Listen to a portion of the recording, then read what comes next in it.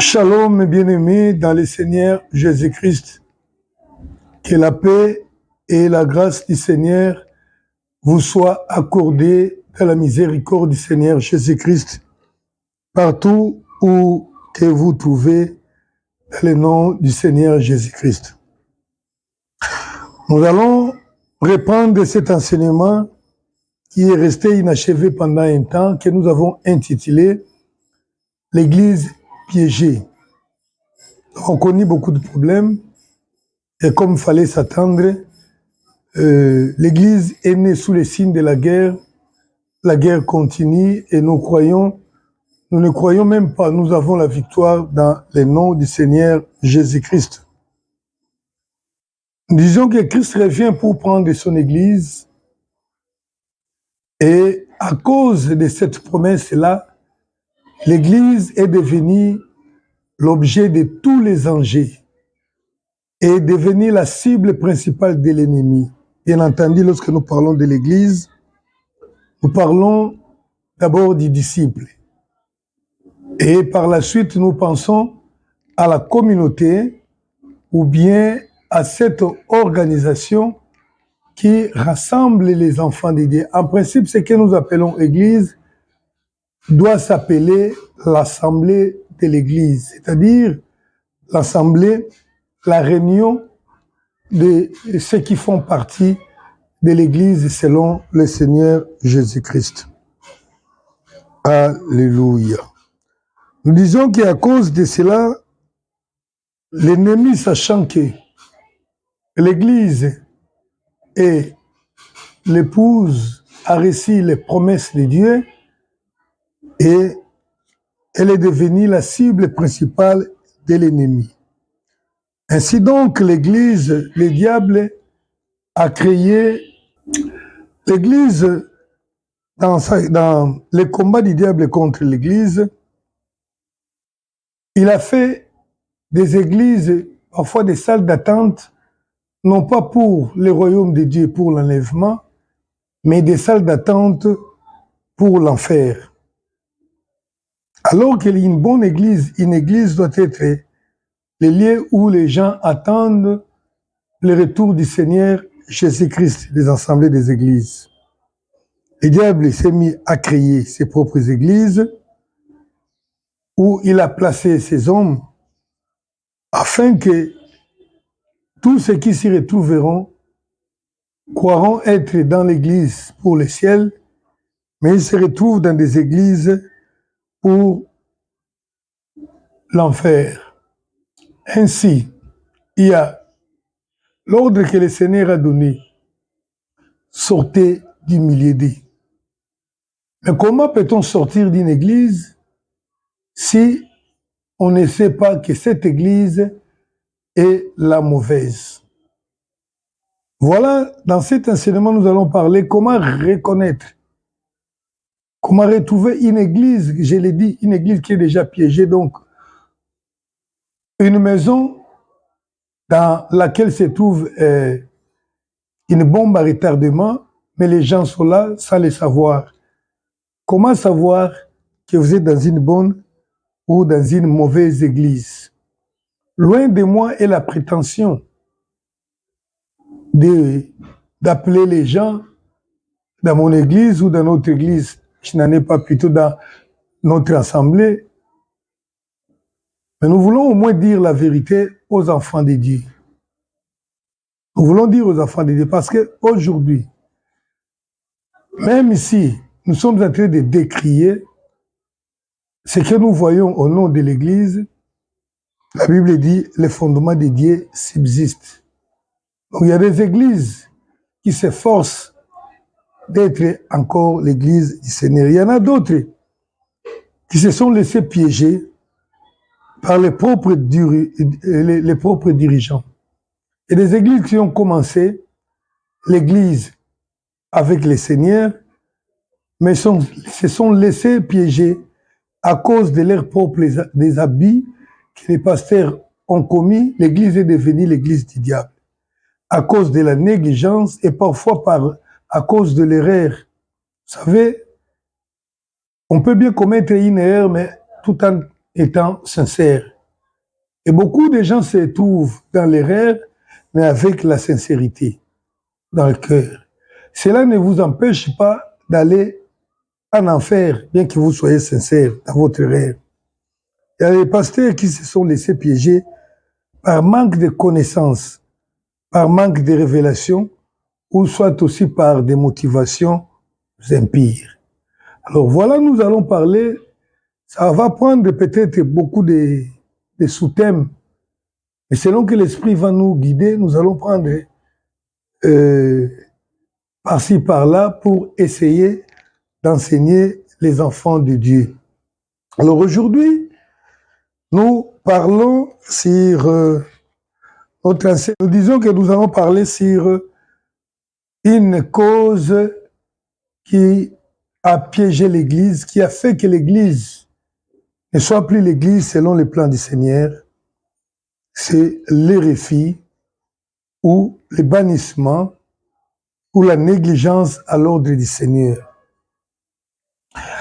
Mesdames, l'Église, nous devons comprendre d'abord que l'Église n'est pas une création de l'homme.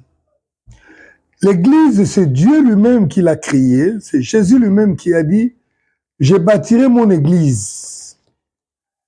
Et je pense que cette déclaration était une surprise pour beaucoup de gens. Alors que le Seigneur a opté de bâtir son Église, c'est qu'il avait un plan. Son plan consistait dans les salis des hommes. Il n'a pas bâti l'Église pour que l'Église soit une aide sociale dans le monde. Il a bâti l'Église parce qu'il avait un plan. L'Église se trouve être le lieu où le Seigneur garde ses enfants en attendant son retour pour les prendre et les amener dans son royaume. Alors, lorsque Christ voulant partir, il a laissé un ordre à ses disciples. C'est au travers de cet ordre que l'Église devait naître. L'ordre que le Seigneur a donné à ses disciples, c'est ce qui fait l'objet de l'Église, c'est ce qui a fait naître l'Église, je dirais. Il a dit, allez, faites de toutes les nations mes disciples, les baptisant au nom du Père, du Fils et du Saint-Esprit, enseignez-leur à observer tout ce que je vous ai prescrit, et voici, je suis avec vous tous les jours jusqu'à la fin du monde. Ça, c'est Matthieu, chapitre 18, verset 19-20. Nous l'appelons souvent dans les langages bibliques l'ordre suprême ou la grande commission. C'est au travers de cet ordre que l'Église a été créée. Parce que Christ a dit à ses disciples, il avait promis que je bâtirai. Et lorsque les disciples ont commencé à obéir à cet ordre, c'est là où l'Église a commencé. Il leur a dit, vous irez partout, dans toutes les nations du monde, pour faire de mes disciples. Donc, l'ordre que le Seigneur a donné à l'Église, aux disciples, c'est de faire les disciples. Et pour faire des disciples, parce que les disciples, on ne les fait pas en un jour, on ne les fait pas comme sur un coup de bâton magique, on ne les fait pas par miracle, mais un disciple est formé. Et il a dit, faites. Donc, les disciples, c'est quelqu'un qu'on doit former. On doit faire, on doit façonner. C'est pourquoi le Seigneur a dit, faites de toutes les nations mes disciples. Et comment devons-nous faire ces disciples? Il dit, enseignez-leur à observer tout ce que je vous ai prescrit. C'est un enseignant. L'observation de tout ce que le Seigneur a prescrit, et là encore, je dois souligner, prescrire veut dire écrire à l'avance. Et nous avons les documents dans lesquels les choses ont été écrites à l'avance, c'est la Bible. Il dit, enseignez-leur tout ce que je vous ai prescrit. Il savait qu'il avait laissé qu'il y aura des écrits, l'écriture, il y en avait déjà dans l'Ancien Testament, les Nouveaux. Observez tout ce que je vous ai prescrit, tout ce que je vous ai ordonné. Et il a promis d'être avec l'Église jusqu'à la fin des temps. C'est l'ordre. C'est l'ordre qui doit faire l'Église. Alléluia. Cet ordre, c'est quoi? C'est faire des hommes de toutes les nations les disciples. Et l'obéissance à cet ordre de Dieu n'est pas une option que je peux prendre et que où je ne peux pas prendre. C'est une obligation, l'obéissance, car c'est un ordre. Ce n'est pas un avis, mais c'est un ordre que Christ a donné. Il a dit, faites de toutes les nations mes disciples.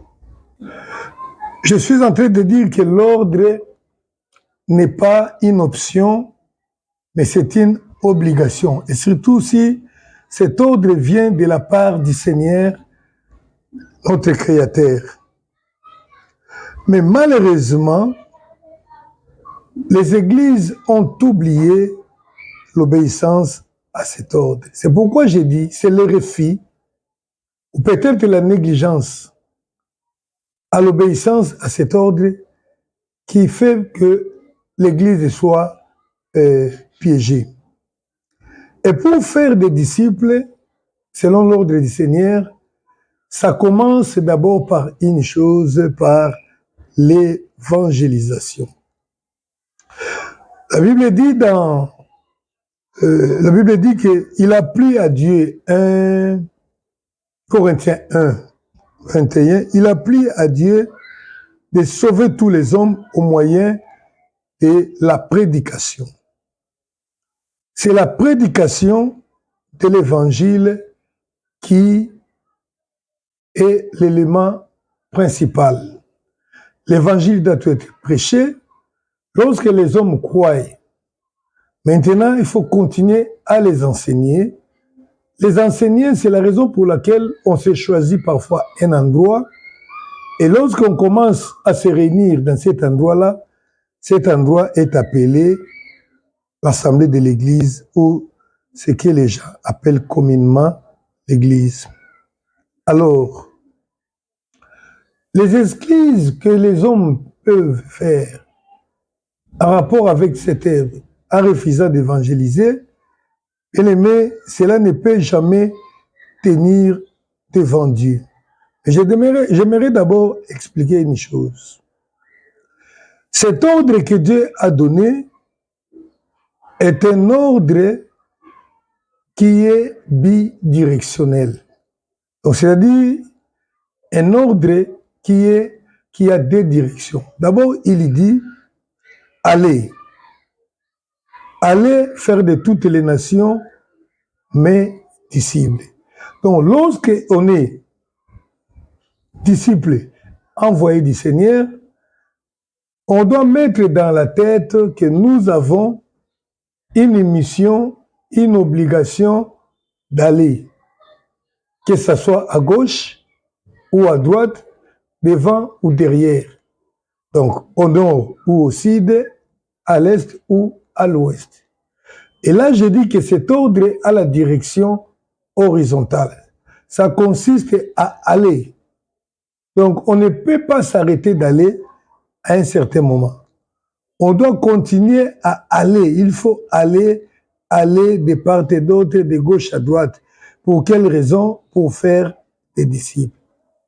Alors, lorsque on arrive dans un endroit, c'est là où lorsque plutôt on gagne les hommes par l'évangélisation, on doit maintenant à façonner ces hommes-là à l'image des disciples et à l'image de Christ. C'est ce que la Bible dit, faire des disciples. Par quel moyen?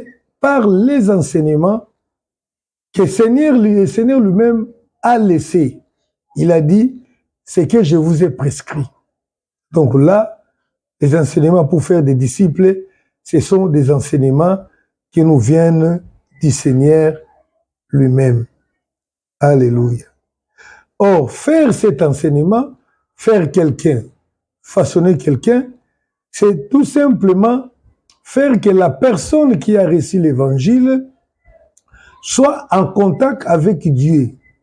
Donc, c'est le mettre en contact avec Dieu afin que les cieux s'ouvrent sur sa tête et que cette personne ait une communion avec son Dieu. Et là, nous voyons la direction verticale de la mission.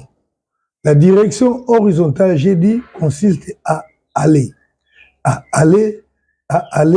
pour faire des disciples, à gauche, à droite, au nord, au sud, pour faire des disciples. Donc, dès qu'on arrive quelque part et qu'on trouve quelqu'un, on fait de cette personne-là les disciples, c'est-à-dire on les connecte à Dieu, il connaît Dieu, il sait prier, il sait entendre Dieu, il obéit à Dieu, il vit avec Dieu. Et on passe la mission continue. C'est ça la mission que Dieu a donnée à l'Église ou que Dieu a donnée à ses serviteurs. Mais malheureusement, cela n'est pas le cas. L'homme a désobéi. La première désobéissance, j'ai dit que nous parlons de la désobéissance à l'ordre de Dieu. La désobéissance à la raison principale même de l'Église. Et vous serez d'accord avec moi. Vous serez d'accord avec moi que Christ, dans son ordre, n'a pas promis d'aller bâtir des maisons, des édifices, des cathédrales, des temples, je ne sais moi pas qu'est-ce que nous pouvons l'appeler, pour les servir. Non. Le Seigneur n'a jamais ordonné cette histoire-là. Mais quand est-ce que la désobéissance est venue, les gens ont refusé l'ordre d'aller. Les gens ont commencé à construire des gros bâtiments, à les embellir, à construire des cathédrales, des très grandes maisons. Une grande maison avec des choses précieuses, essayant de recopier les temples qui étaient à Jérusalem. Il y avait de l'or, on doit mettre de l'or, on doit mettre les marbres, des histoires comme ça. Je vais dire une chose bien aimée, et vous allez me comprendre, car c'est la vérité. Le Seigneur, dans son plan, n'avait pas ordonné la construction d'un quelconque temple pour lui. Ce que Dieu avait ordonné à Moïse, c'était le tabernacle. Bien sûr qu'ils étaient dans le désert. Et ce tabernacle, c'était, on peut appeler ça temple, mais en petit format. C'était quelque chose qui était transportable. On pouvait le transporter, amener ça partout où on jugerait bon de s'établir.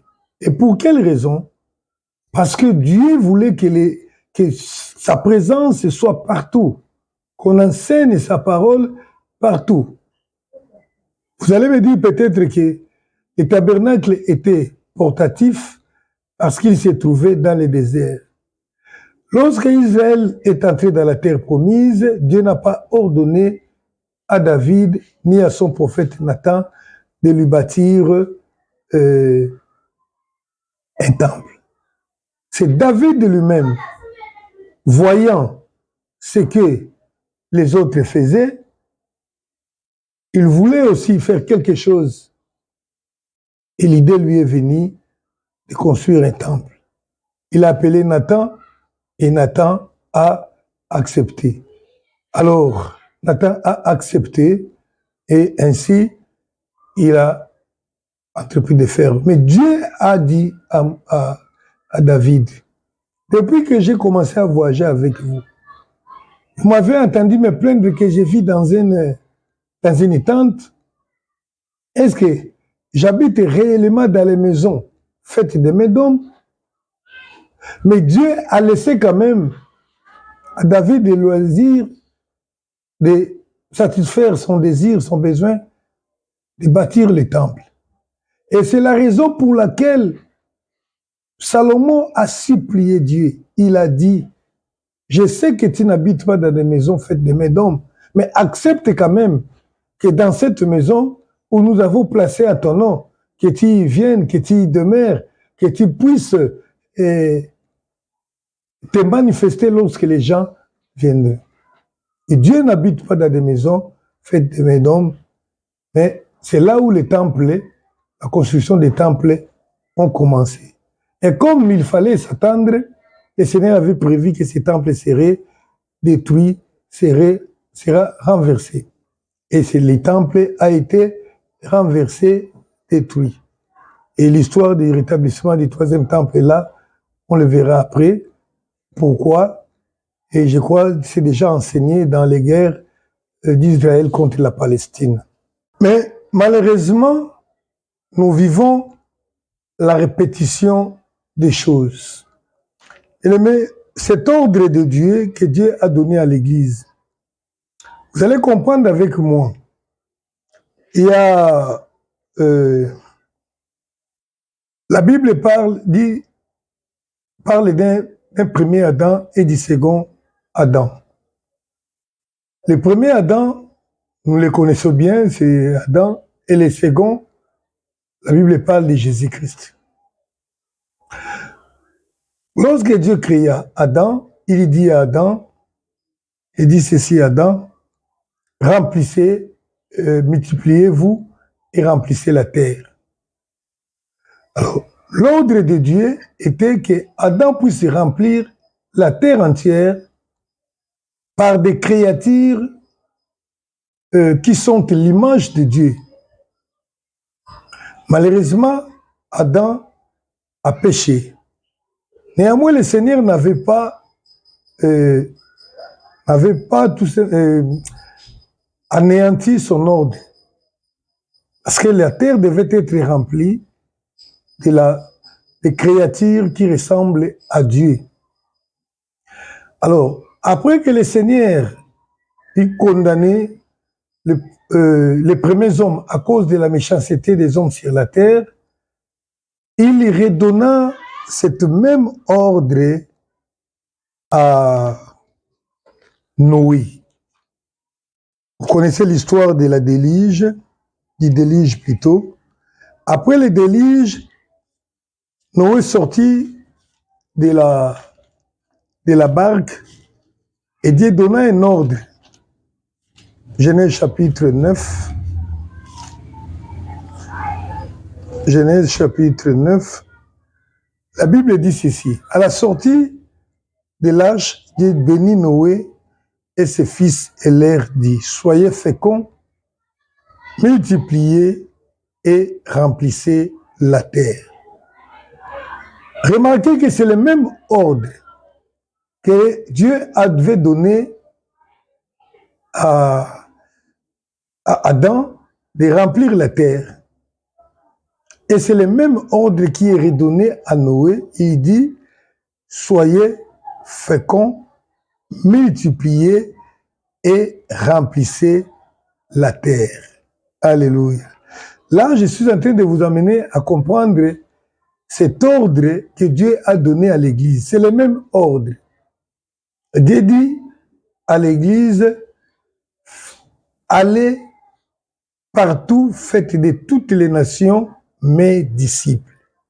Donc, en quelque sorte, remplissez la terre entière des personnes qui soient mes disciples. Et vous savez, disciple, c'est quoi? C'est quelqu'un qui ressemble à Christ. Un disciple, c'est un homme créé à l'image de Dieu.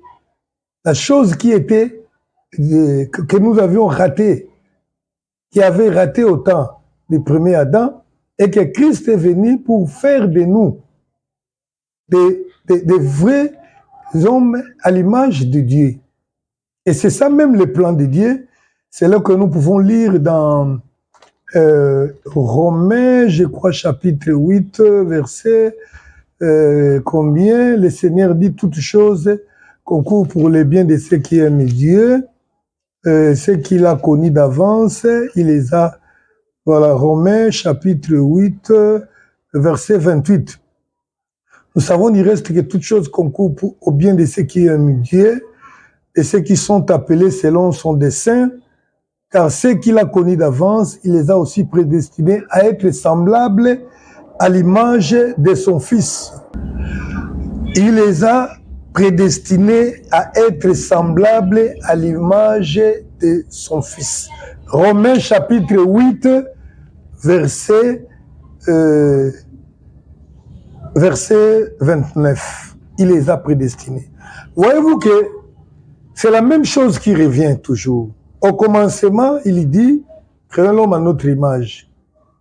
Et il devait multiplier, Adam avait reçu l'ordre de multiplier, de remplir la terre de ces hommes à l'image de Dieu. Maintenant, Dieu dit à Noé, soyez féconds, multipliez et remplissez la terre. C'est le même Dieu qui dit, au travers de Christ, qui donne nous maintenant l'image, qui nous donne la capacité d'avoir cette image perdue de Dieu. Il dit, faites de toutes les nations, donc il pouvait dire faites de toutes les nations, des hommes à mon image. Allez partout. Et j'insiste sur cette option d'aller. Alors, qu'est-ce qui s'était passé au temps de Noé? Noé a écouté, la Bible nous raconte, il a fait beaucoup d'enfants, et ceci, cela, les hommes ont commencé à se multiplier, à devenir nombreux sur la terre. Là, nous sommes dans Genèse, au chapitre 11. À partir du premier verset, je lis, « Toute la terre avait une seule langue et les mêmes mots. Comme ils étaient partis de l'Orient, ils trouvèrent une plaine au pays des Chinéars et ils y habitèrent. » Donc les hommes, au temps de Noé, ils avaient quitté l'Orient, ils partaient, ils continuaient à aller pour remplir la terre. Les gens devenaient nombreux, ils remplissaient la terre selon les plans de Dieu, afin que le monde devienne ce qu'il est devenu aujourd'hui avec toutes les nations du monde. Mais lorsqu'ils arrivèrent sur la plaine des Chinéars, la Bible dit ceci, ces hommes-là se disent, ils se dirent l'un à l'autre. Là, je suis dans Genèse 11, 3. Allons, faisons des briques et cuisons-les au feu. Et la brique leur servit de pierre, et le bitume leur servit de ciment. Ils dirent encore, allons, bâtissons-nous une ville et une tour dont le sommet touche au ciel, et faisons-nous un nom, afin que nous ne soyons pas dispersés sur la surface de toute la terre. Alléluia. Ouvrez bien les oreilles bien-aimées. La désobéissance de l'homme par rapport à l'ordre de Dieu donné à Noé. C'est Noé le père. C'est par Noé que Dieu a sauvé l'humanité. Noé, sa famille et ses fils. Dieu lui dit, allez partout, dispersez-vous, multipliez-vous, remplissez la terre. Bien-aimé, cet ordre, Dieu ne l'a jamais suspendu ou arrêté. C'est ainsi vous et les pasteurs qui enseignaient sur la limitation des naissances, vous aurez des problèmes avec Dieu. Je ne suis pas là, c'est juste en passant. Parce que Dieu a recommandé le remplissage de la terre. Et d'ailleurs, la terre n'est pas encore remplie comme le monde le prétend aujourd'hui. L'Afrique est sous-peuplée.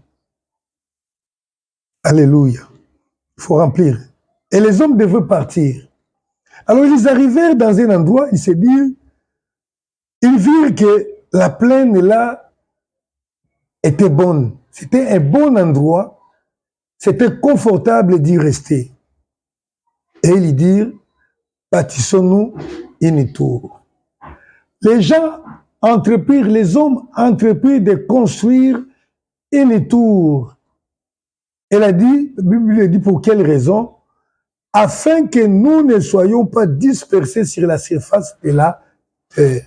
Pourquoi ils ont bâti la tour? C'est que pour qu'ils restent là, qu'ils ne soient pas dispersés.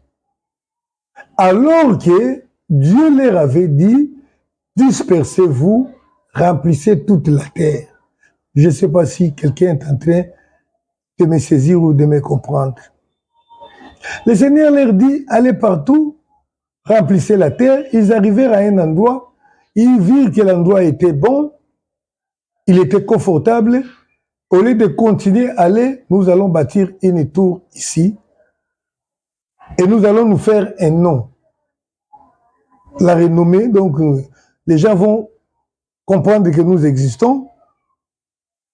Nous allons faire un nom afin que nous ne soyons pas dispersés.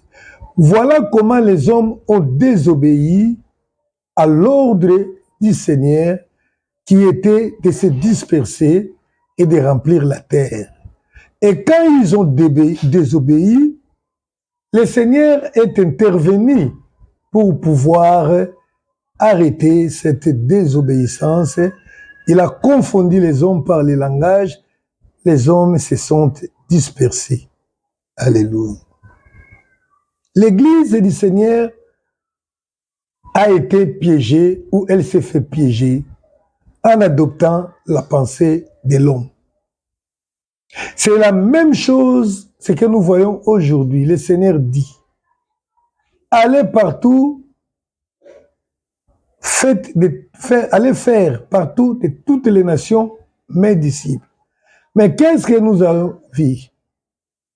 Lorsque l'Église a commencé, les apôtres n'ont construit aucun temple, aucune maison qui soit appelée Église. Ils étaient comme ça, se réunissant dans des plages, dans des places publiques, dans des maisons des gens.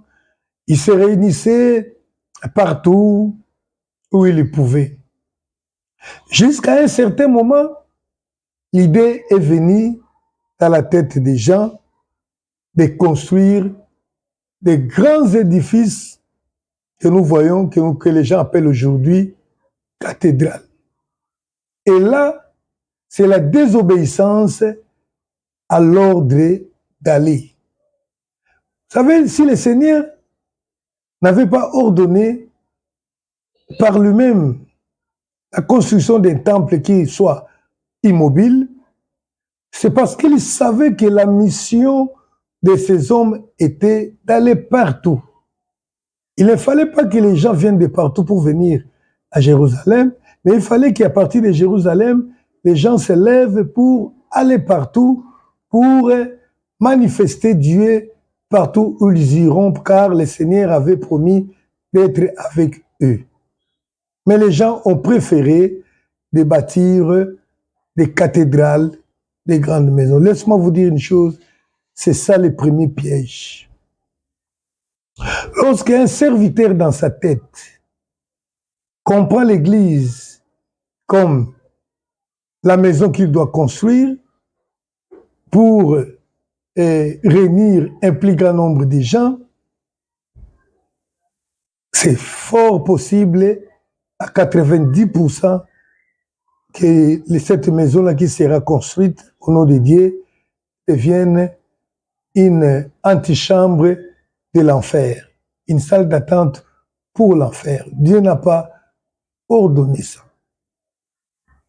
Vous savez d'abord la construction que ces hommes ont construit là. Les gens ont construit leur maison avec les briques. C'est toujours, il y a toujours une grande différence avec la façon de Dieu de construire. Ce que Dieu a envoyé construire est une maison spirituelle avec des matériaux spirituels. Mais ces gens qui ont construit la tour de Babel l'ont construit avec des matériaux terrestres et physiques. Ils ont utilisé la brique. Ils ont pris les briques et ils les ont cuits au feu pour que ça devienne comme de la pierre. Une brique fabriquée avec de la boue, cuite au feu, ressemble à la pierre, mais ce n'est pas la pierre. Or, les temples spirituels de Dieu, s'il faut la bâtir, doit être bâti, non pas avec de la boue, mais avec la pierre. Nous parlerons de tout ça dans cet enseignement. Donc, la première désobéissance à l'ordre du Seigneur, c'est l'obéissance, c'est la désobéissance de ne pas aller. Mais l'Église, toute communauté, assemblée, qui se fait une Église, doit avoir dans sa tête la vision d'aller. Il doit être une Église, une assemblée missionnaire, c'est-à-dire de gauche à droite. Mais qu'est-ce que les gens font aujourd'hui?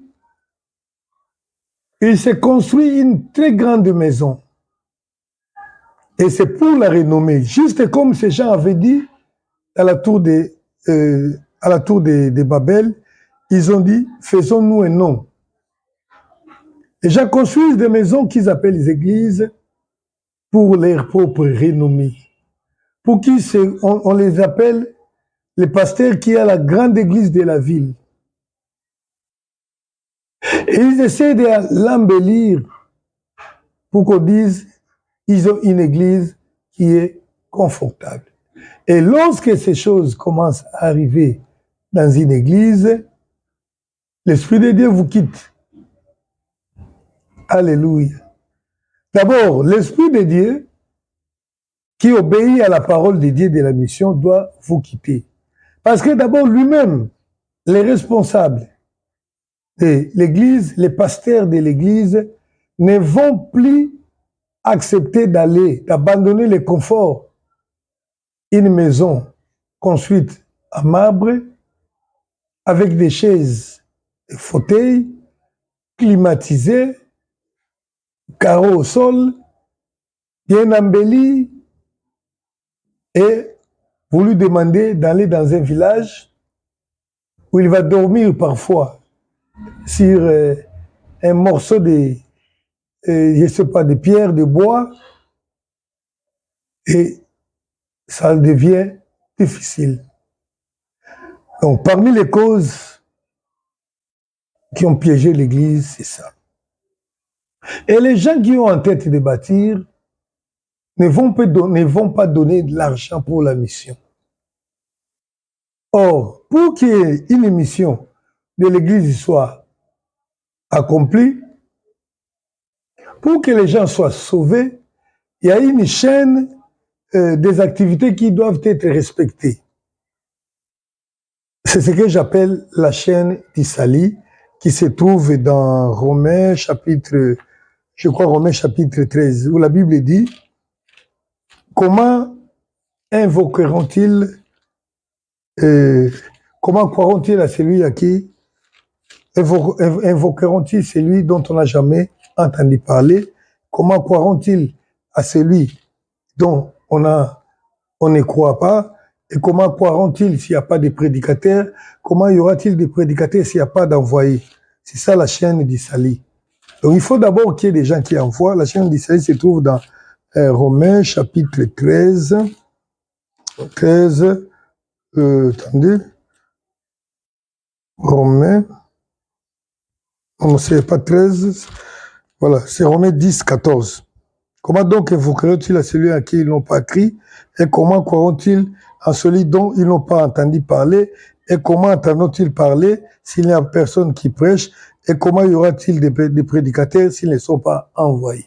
La chaîne d'Isali a 4 chaînons.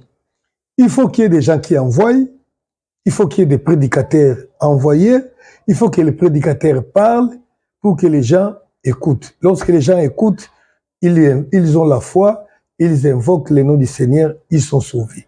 Donc, il faut que les gens puissent partir.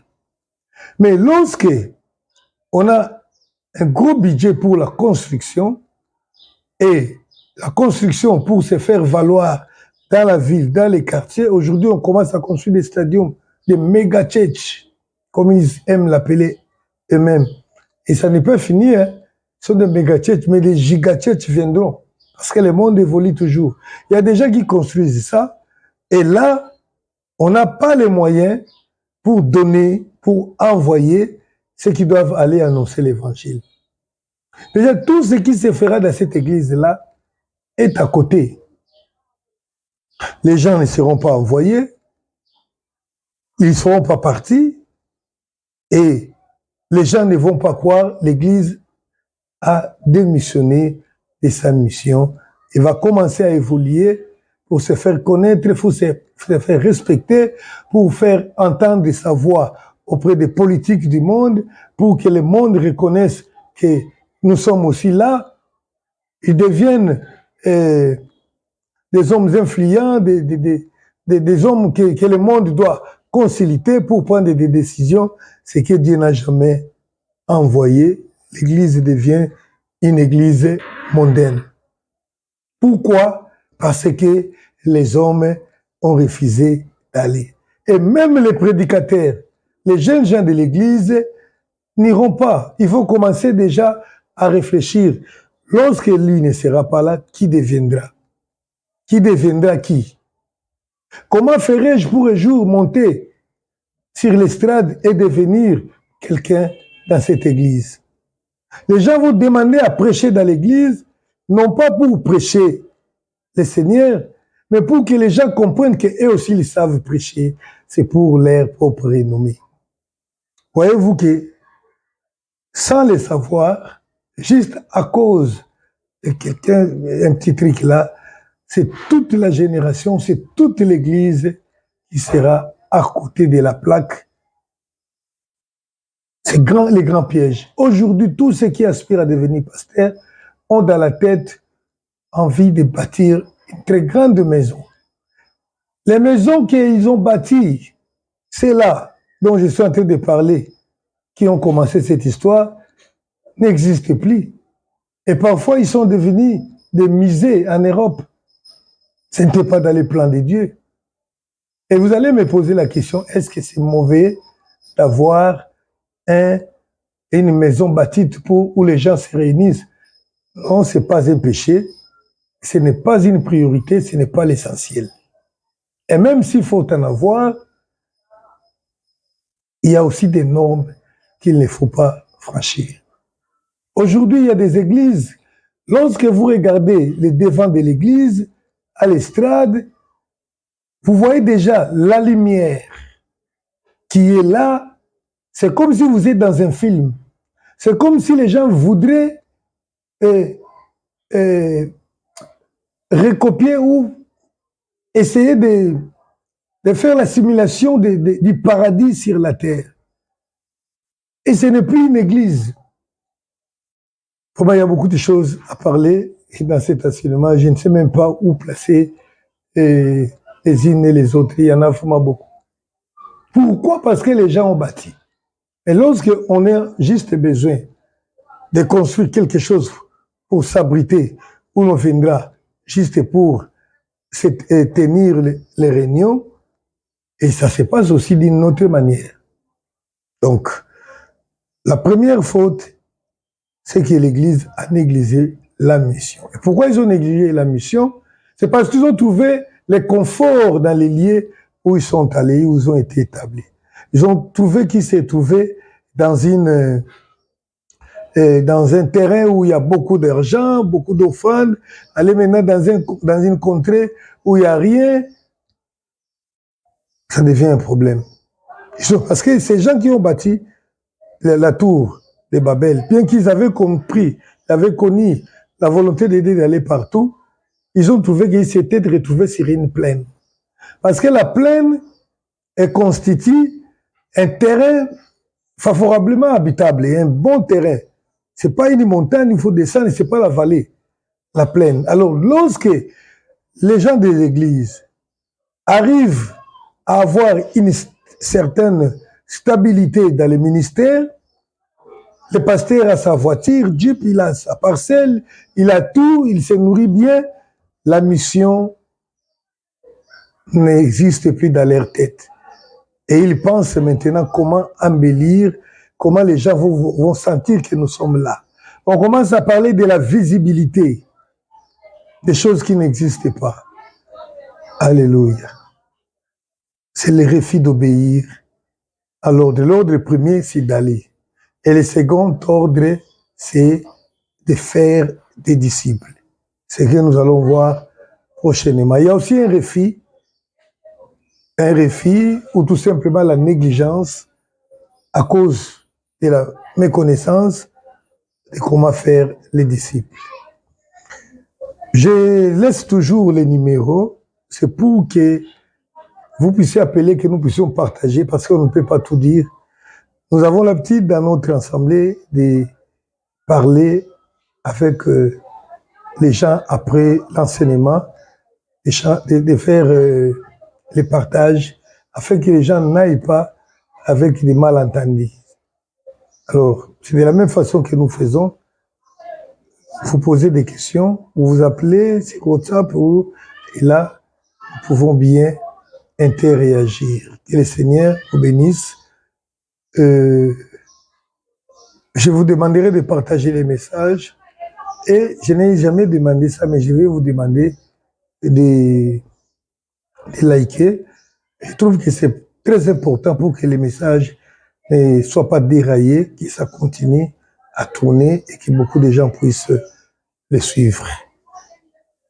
Merci. L'église piégée, c'est ce que nous enseignons et la suite. À la prochaine.